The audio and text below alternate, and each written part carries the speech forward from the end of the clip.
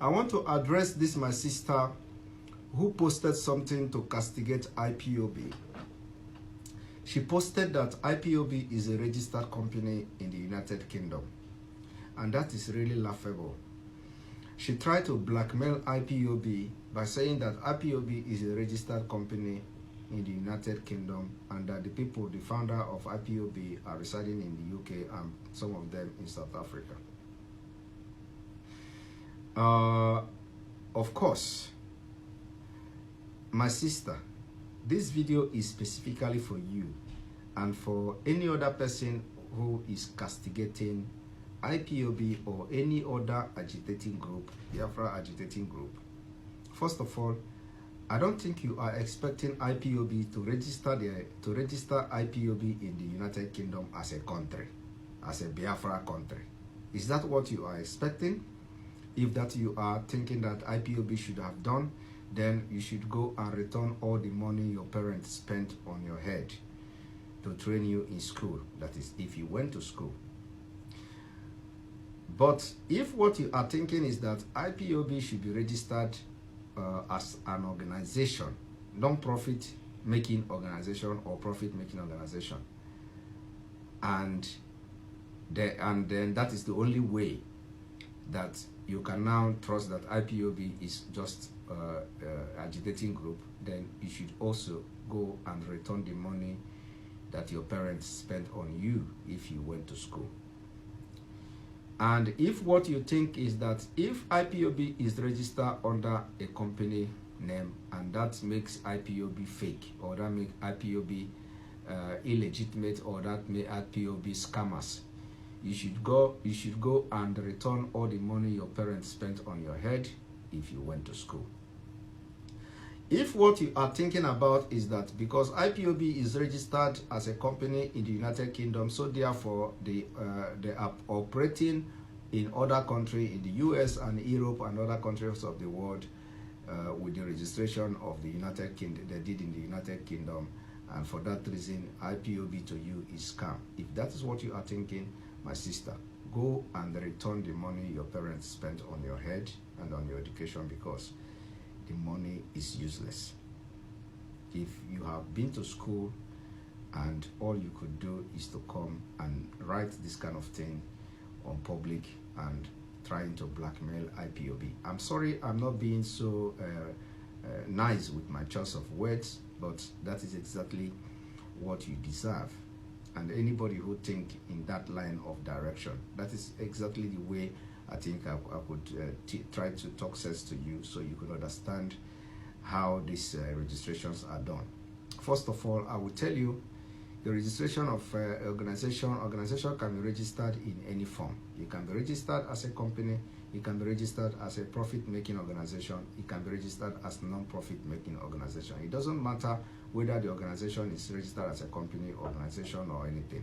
The only most important thing is that organization is duly registered and legitimately registered, and the modus operandi is defined, and the agenda or why the organization is being registered is defined and stated very clearly.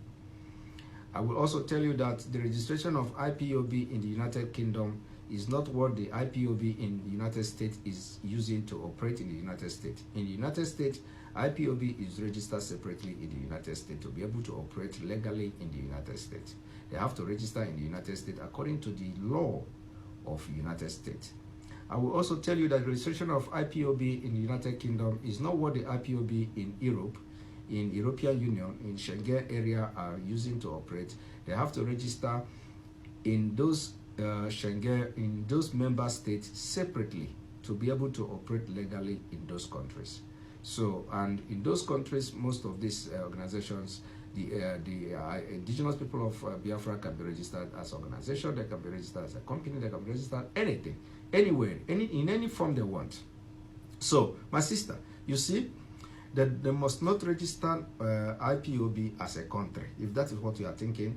And IPOB can be registered, it is correct, it is right, it is legitimate, they can be registered as a company, and they are still IPOB agitating for freedom of Biafra. So nobody is wrong if IPOB is registered as a company in the United Kingdom.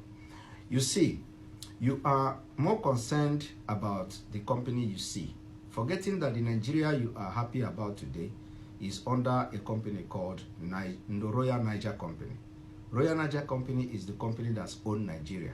But since you have displayed the highest level of ignorance, I don't want to read this, but let me read from a public, the information is publicly available. Let me read to you about this Royal Niger Company. Royal Niger Company was a mercantile company chartered by the British government in the 19th century. It was formed in 1879 as the United African Company and they renamed to National African Company in 1881 and the Royal Niger Company in 1886. In 1929, the company became part of the United African Company, which came under the control of Unilever in the 1930s and continued to exist as a subsidiary of Unilever until 1987, when it was absorbed into the parent body company. The company existed for comparatively short time between 1879 and to 1900, but was instrumental in the formation of colonial Nigeria, as it enabled the British Empire to establish control over the lower Niger against the German competition led by Bismarck during the 1890s. In 1900, the company controlled territory became the Southern Nigeria Protectorate, which was in turn united with the Northern Nigeria Protectorate to form the Colony and Protectorate of Nigeria in 1914, which eventually gained independence within the same border as the Federal Republic of Nigeria. You see, the Nigeria you are talking about today is owned by a company called Royal Niger Company. And in those days, there were nothing like Southern Nigeria or Northern or South or South whatever or East. What we have was the Southern Protectorate and the Northern Protectorate of Nigeria, which then with this company, the Royal Niger Company, now forced to join together, which is a British company. And I don't want to tell you the history of how much this whole thing cost, how much they bought Nigeria. This Royal Niger Company bought Nigeria, because the information is also publicly available. So you see, you are only interested in seeing IPOB in the United Kingdom registered as a company. Meanwhile, the country you are living in now, the Nigeria you are talking about now, is under a company called Royal Niger Company. If you are not aware of that, let make this video open your eye at least, so you can begin to think. And this information you shared publicly, including those who tagged me on this post and those who share the same view with you, are all ignorant. And it is time all of you start to educate yourself by going through the internet to search information at least before you come publicly to disgrace yourself. My sister, please learn from this video. IPOB registering as a company there is no problem with IPOB registering as a company in the United Kingdom. There is absolutely nothing wrong. An organization can register as a company, you can register as an organization, you can register as a non-profit making organization, you can register as a profit-making organization. There is nothing wrong with it.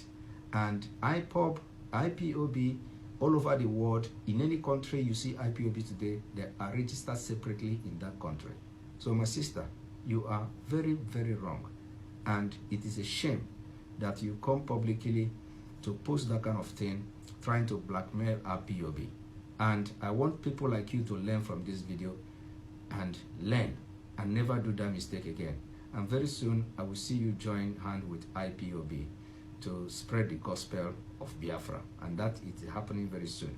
Because if you continue to post these kind of things, we will continue to educate you until you start learning.